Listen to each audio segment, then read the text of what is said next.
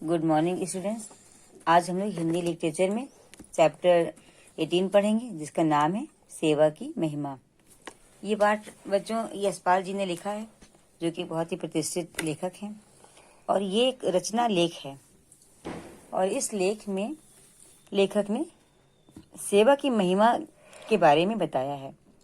तो सेवा की क्या महिमा होती है, इसको इन्होंने अनेक उदाहरणों के द्वारा इसमें दिखाया है, प्रस्तुत करा है। तो ये इनका बहुत ही सुंदर सा रचना लेख है, जिसमें इन्होंने बताया है कि सेवक की तुलना इसमें लेखक ने पारसमणि से की है। सेवक मतलब जो सेवा करता है, तो सेवा करने वाले व्यक्ति की जो तुलना है उन्होंने की है पारसमणि से।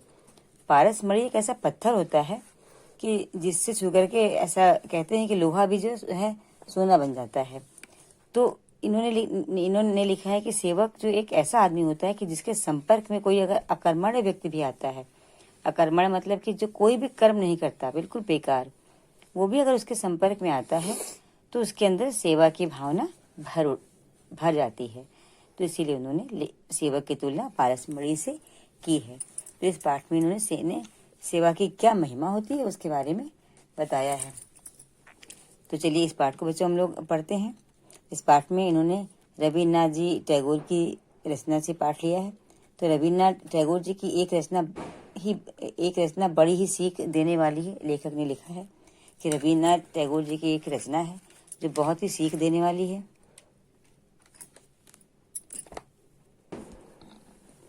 इस रचना में लिखा है कि एक आदमी को रात में सपने में भगवान दिखाई दिए।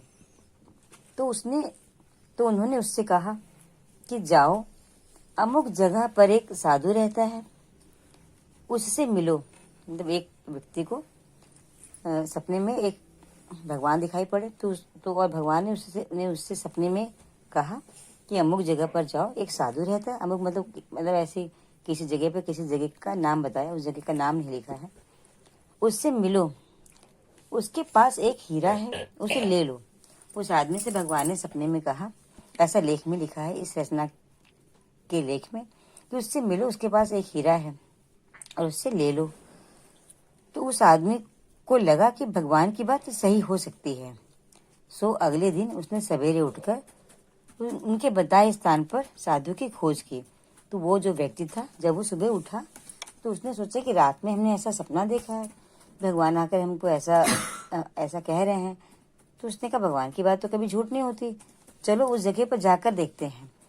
तो वो सुबह अगले दिन उस स्थान पर गया जहाँ पर भगवान ने उसको जाने के लिए कहा था। तो संयोग से वहाँ पर उसको साधु मिल गया।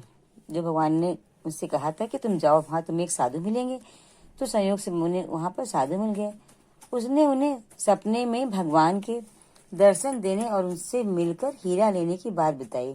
तब उस व्यक्ति ने उस साधु से बताया वो अपनी सारी सपने वाली बात, कि भगवान ने हमें सपने में दर्शन दिए हैं और कहा है कि वो साधु से मिलो और वो तुम्हें एक हीरा देगा। तो साधु ने उस व्यक्ति से कहा, हाँ ठीक है, जाओ, वहाँ नदी के किनारे पेड़ के नीचे हीरा पड़ा है, उसे ले लो। तो अब उसकी इस बात पर साधु ने उस व्यक्ति से कहा, ठीक है, जाओ, वहाँ नदी के किनारे है हीरा, जाकर उसको ले लो। तो आदमी वहाँ गया। उसके अचरज की सीमा न रही जब उसने देखा कि पेड़ के नीचे सचमुच एक बड़ा कीमती हीरा पड़ा है। उसने हीरे को उठा लिया। खुशी से उसका दिल नाचने लगा। जब वो व्यक्ति वहां गया तो उसने देखा कि अरे यहाँ तो सचमुच में जो है ये पड़ा है, कीमती हीरा पड़ा है। तो उसके जो है उसको इतना आश्चर्य हुआ, आश्चर्य मतलब इतना आश्चर्य होना, तो इतना आश्चर्यचकित वो हो गया, अरे तो सचमुच में यहाँ पर हीरा पड़ा है। फिर हीरे को देख करके बहुत खुश हो गया, मतलब इतना खुश हुआ कि उसका दिल नाचने लगा। ये एक मुहावरा है, दिल नाचना मतलब बहुत अत्यधिक प्रसन्न हो जाना। तो बहुत वो प्रसन्न हो गया। फिर अचानक उस आदमी के मन में एक विचार पैदा हुआ कि साधु ने इसे यूं ही क्यों डाल रखा है, जरूर उसके पास इस हीरे से भी मूल्यवान कोई चीज है। उसके मन में आया कि मतलब इतना कीमती हीरा और साधु ने ऐसे यहाँ डाल रखा है, इसका मतलब है कि इस हीरे से भी कीमती चीज उसके पास है, मूल्यवान वस्तु है। तभी तो उसने हीरे का कोई मोल नहीं समझा और हीरे को उसने यहाँ पर इस तरह से फेंक रखा है। तब क्या हुआ कि उसने सोचा कि अब क्या करें, तो फिर उसके मन में आया कि जिसने ऐसी अनमोल चीज, मतलब अनमोल मतलब जिसका कोई भी मोल नहीं होता है, बहुत कीमती वस्तु, तो हीरा वैसे भी बहुत कीमती वस्तु होता है। तो उसको लगा कि जब इतनी इतनी अनमोल वस्तु, इतनी कीमती चीज को मिट्टी के भाव यहाँ पर फेंक रखा है, मतलब इस तरह से इसको अपने पास नहीं रखा, यहाँ पर नदी के किनारे डाल रखा है। तब उसको जो लगा कि ये हीरा तो आज है, कल नहीं, मुझे वही चीज प्राप्त करनी चाहिए जो हीरे को भी ठीकरा बना देती है। इतना सोचकर उसने हीरे को नदी में फेंक दिया और साधु के पास आ गया। मतलब उसने ये सोचा कि अरे ये हीरा तो मतलब कीमती है, लेकिन ये हीरा आज है और कल नहीं रहेगा, लेकिन मुझे उस चीज को ढूंढना है कि जो उस साधु के पास है, कि जिसकी वजह से इसने इस हीरे को भी फेंक रखा है। तो उस कीमती चीज को मुझे साधु से लेना है। तो ये सोच करके उसने उस हीरे को पानी में फेंक दिया और वो साधु के पास चला गया। यह घटना कवि के दिमाग की कोई कोरी कल्पना नहीं है, इसमें बहुत बड़ी सच्चाई है। जिसके पास धन से भी कीमती कोई दूसरी चीज होती है, उससे धन फीका लगता है। किसी बुद्धिमान ने ठीक ही लिखा है कि जिसके पास केवल धन है, उससे बढ़कर गरीब और कोई नहीं। एक महान व्यक्ति ने कितनी बढ़िया बात कही है कि मुझसे धनी कोई नहीं, क्योंकि मैं सिवा भगवान के और किसी का दास नहीं हूँ। इसमें लेखक ने बताया है कि जो रविन्द्रनाथ जी की जो ये जो लेख है, ये जो रचना है, तो ये कवि के दिमाग की कोई खुली कल्पना नहीं है। मतलब ये कोई ऐसी कल्पना करके इन्होंने नहीं लिखा है। इसमें सचमुच ही बहुत बड़ी सच्चाई है कि जिसके पास धन से भी कीमती कोई चीज अगर होती है, तो उसको धन फीका लगता है। और उन्होंने लिखा है कि एक बुद्धिमान व्यक्ति ने लिखा है कि जिसके पास केवल धन है, उससे बढ़कर गरीब और कोई नहीं। एक महान व्यक्ति, कितनी बढ़िया बात उन्होंने बोली है कि मुझसे धनी कोई नहीं, क्योंकि मैं सिवा भगवान के किसी और का दास नहीं हूँ। मतलब कि किसी और का दास होना ये सबसे बड़ी गरीबी की बात है। मतलब उन्होंने जो बात इसमें लिखी, अर्थात अगर जो भगवान का जो सेवक है, भगवान का जो सच्चा भक्त है, उससे अमीर और उससे धनवान दुनिया में कोई नहीं, क्योंकि उसको धन का कोई लालच ही नहीं है। तो वही बात लेखक ने इसमें लिखी है। यह जानते हुए भी कि आदमी के आगे धन दौलत की कोई कीमत नहीं है, आज सभी समाजों में, सभी देशों में धन का ही बोलबाला है। अमेरिका के पास बहुत धन है, पर वह और धन चाहता है ना। अमेरिका के पास बहुत धन है, लेकिन तब भी वो चाहता है कि और पैसे कमा ले, और धन मेरे पास आ जाए। लेकिन रूस के पास उतना पैसा नहीं है, और वह चाहता है कि उसके देशवासी खूब खुशहाल हों। रूस और अमेरिका में इन्होंने अंतर बताया है कि अमेरिका में बहुत पैसा है, लेकिन वो चाहता है कि मेरे पास और पैसा है। और रूस में उतना पैसा नहीं है, लेकिन वो और पैसा ना चाहते हुए अपने देशवासियों की खुशहाली चाहते हैं। फिर इन्होंने आगे लिखा है कि यही हाल दूसरे बहुत से ऐसे देशों का है। वे सब दिन रात पैसे की ही दौड़ में लगे रहते हैं। जानते हैं कि इसका नतीजा क्या है। नतीजा मतलब कि परिणाम, इसका रिजल्ट क्या होगा, इसका क्या परिणाम होगा। इसका नतीजा यह है कि अमेरिका में बहुत से लोग रोज रात को नींद की दवा लेकर के सोते हैं। उनके जीवन में सहजता नहीं है, उनके जीवन में उतावली है, उलझन है, उन्हें नींद आती ही नहीं है, क्योंकि उन्हें ये सोचते हैं कि अगले दिन उन्हें क्या काम करना है, कितना पैसा कमाना है, कैसे क्या करें। तो केवल वो पैसा कमाने में लगे हुए हैं। तो जब आदमी पैसे की तरफ इतना भागता है, तो उसका चैन सुकून वैसे ही खो जाता है। तो इसी रचना, तो इस लेख में इन्होंने यही बात बताई है कि आदमी अपना सुख सुकून चैन सब खो दे रहा है पैसे की होड़ में। अधिक से अधिक धन कमा ले, अधिक से अधिक उसके पास पैसा आ जाए। फिर दुनिया आज हैरान है, क्योंकि उसका मुंह दौलत की ओर है। यहाँ दौलत से मतलब सिर्फ रुपए पैसे से ही नहीं, सुख सुविधाओं की बाहरी चीजों से भी है।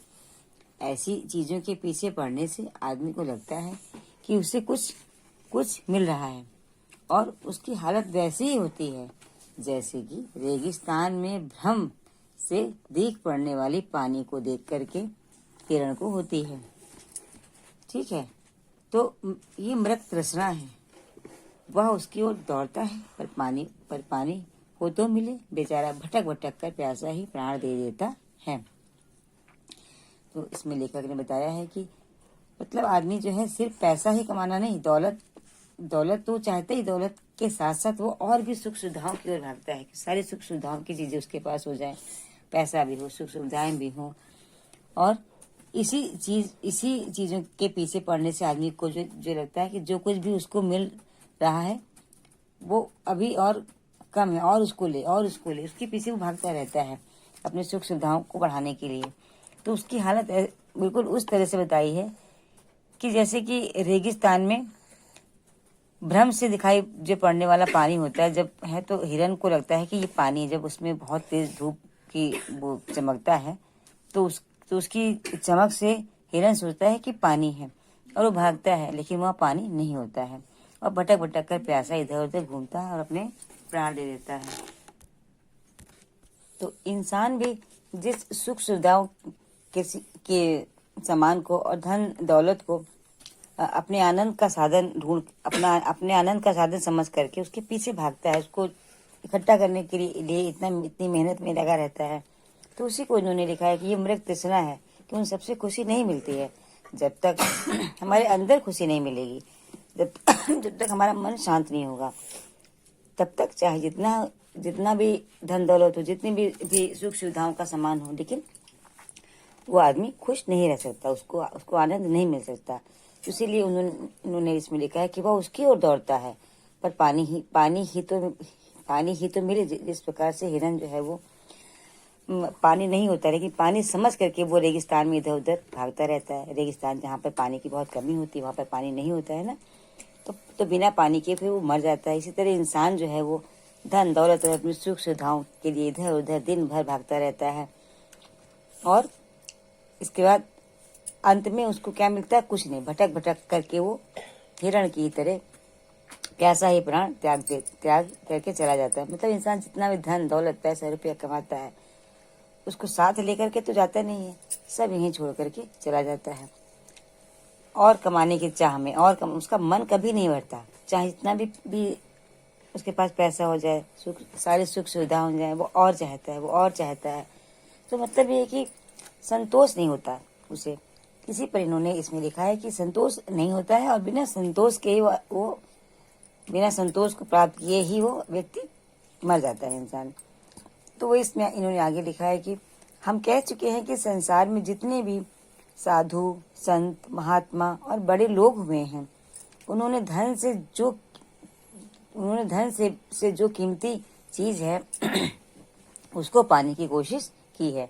मतलब समाज में जो भी संत महात्मा हैं और सच्चे व्यक्ति हैं उन्होंने धन कमाने की कोशिश नहीं की, उससे भी कीमती चीज कमाने की कोशिश की है। वो कीमती चीज क्या होती है? अपनी आत्मा को ऊंचा उठाना। उन्होंने अपनी आत्मा को ऊंचा उठाया है और अपनी बुराइयों को दूर करने का प्रयत्न किया है। अपने सामने सदा ऊंचा उद्देश्य रखा है। जितने भी महान व्यक्ति हैं, जितने भी सज्जन व्यक्ति हैं, महात्मा हैं, वो धन के पीछे नहीं भागते, वो अपनी आत्मा को ऊंचा उठाते हैं, अपने अंदर की सारी जो बुराइयां हैं, कमियां हैं, उनको दूर करने का प्रयत्न करते हैं और अपने उद्देश्य को बहुत ऊंचा रखते हैं। उनकी सोच बहुत ऊंची होती है, बहुत व्यापक होती है। तो उसी बारे में और वो मतलब फिर खुश रहते हैं। उन्हें कभी नहीं व्यक्ति सताती है कि धन इकट्ठा करने, पैसा इकट्ठा कर लें। वो अपनी आत्मा जो कि स्वयं उनके पास है वो उसको अच्छा बनाते हैं। वो उसके अंदर से अपनी बुराइयां, अपनी कमियां, ये सब चीज़ों को दूर करते हैं। तो उन्हें कहीं भटकने की जरूरत नहीं पड़ती।